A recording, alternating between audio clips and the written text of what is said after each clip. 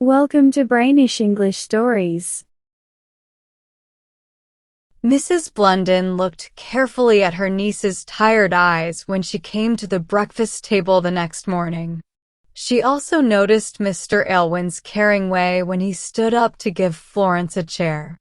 He stayed close to her until she smiled and blushed. Mrs. Blunden could not wait for breakfast to end, and as soon as she found a reason to send Mrs. Wilson and the boys away, she started to ask questions sharply. "What is all this, Mr. Aylwin?" "Florence, what is going on?" Florence was very confused and played with her teaspoon. She did not try to answer, but her lover, Mr. Aylwin, replied quickly and clearly. "It means, Aunt Margaret, that I have asked for something very important, and Florence has said yes, but only if you agree." "Will you let me have your Florence?" Mrs. Blunden smiled in a teasing way. "You are very polite, of course. But I know my niece well, and she will do what she wants, no matter what I say. There, don't get red and act like you disagree with me, child. You have the Harriton family temper, like my poor brother, who made many mistakes because of it. Do you think my asking for your niece's hand in marriage is the same as those mistakes?" Mr. Aylwin asked seriously. Florence was upset by her aunt's blunt words, but she smiled at Mr. Aylwin's clever answer. "Of course not," Mrs. Blunden said, just as seriously, but more sincerely. "If I wasn't sure that you are good enough to marry her, I would have taken her away as soon as I thought you liked her. And you don't see any reason to say no to us getting married right away, do you?"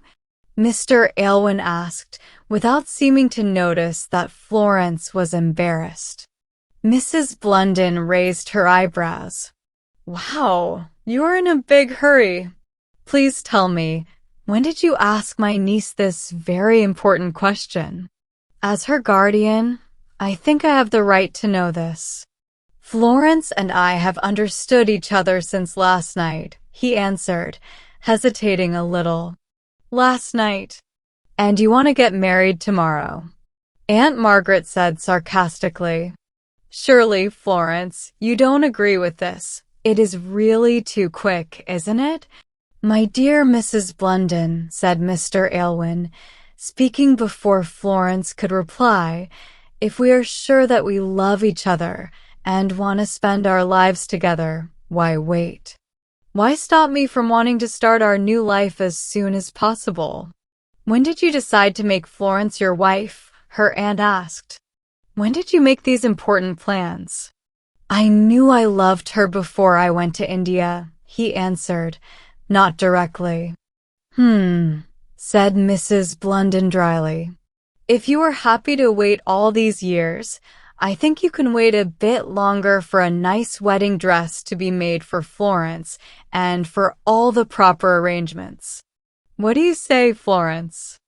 Have you promised not to say anything, that you are so quiet?" "I have already asked Mr. Aylwin for more time," Florence said quietly. Mr. Aylwin looked unhappy and a little angry as he answered. "You did, but when I reminded you that this is my first request, I thought you trusted me enough to change your mind." "No," said Mrs. Blunden firmly. "I will not let you marry my niece, because I think of her as my child, if you are going to take her away quickly and secretly, like you are ashamed of something. If you have loved Florence for so long, why didn't you tell me about it sooner?" Mr. Aylwin was silent, and Florence, who had lifted her head to hear what he would say, felt disappointed. "Well, everyone," said Aunt Margaret in a sharp voice as she picked up her gloves and handkerchief, "it looks like I am not going to know more than you want to tell me. And maybe my wishes will not matter after all." "No, dear aunt, no, no," cried Florence. She ran to her aunt and hugged her tightly.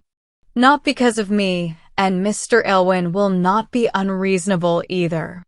You will not be able to say that I did not listen to you, even for his sake.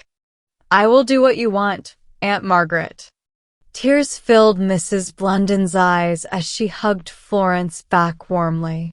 She felt better because Florence was being so obedient, and she half sobbed, half spoke.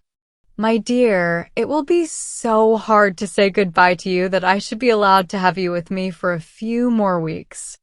I was never really angry with you, except once, my little Flory, and I have felt sorry for that ever since.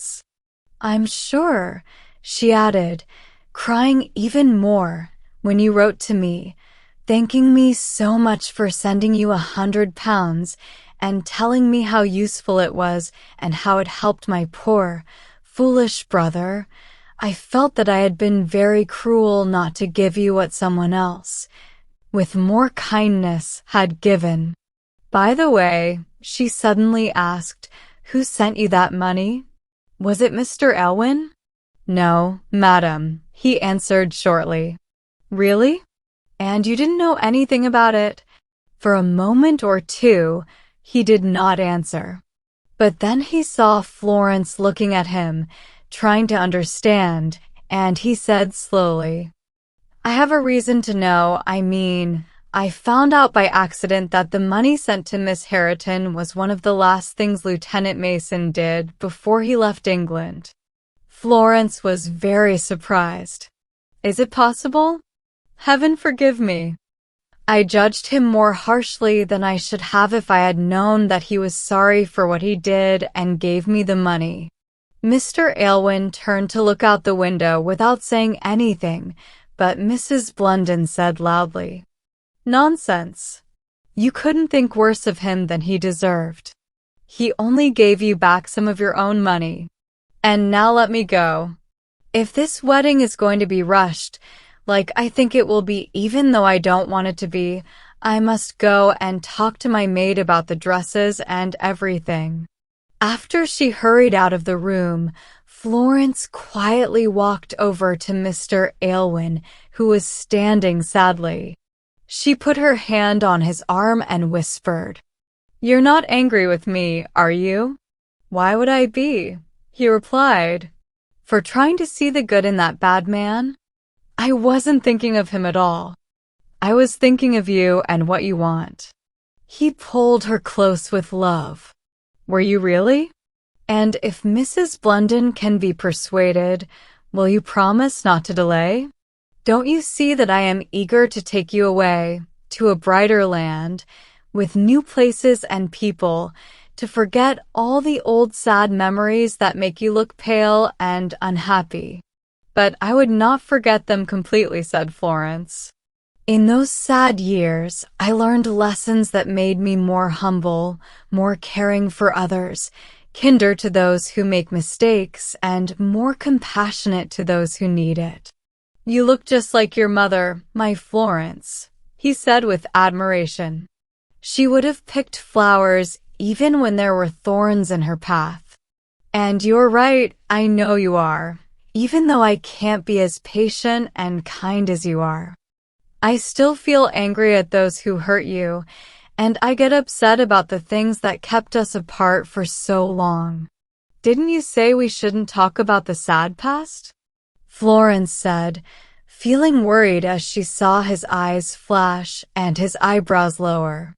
"Yes, love, you're right, I did say that. And we won't talk about it. You're right to stop me. You must always do that, and I will try to be more careful." "And yet," Florence said, trembling a little because she knew she was bringing up a difficult topic, "I think we would both be happier if we were completely honest with each other. If we had no secrets.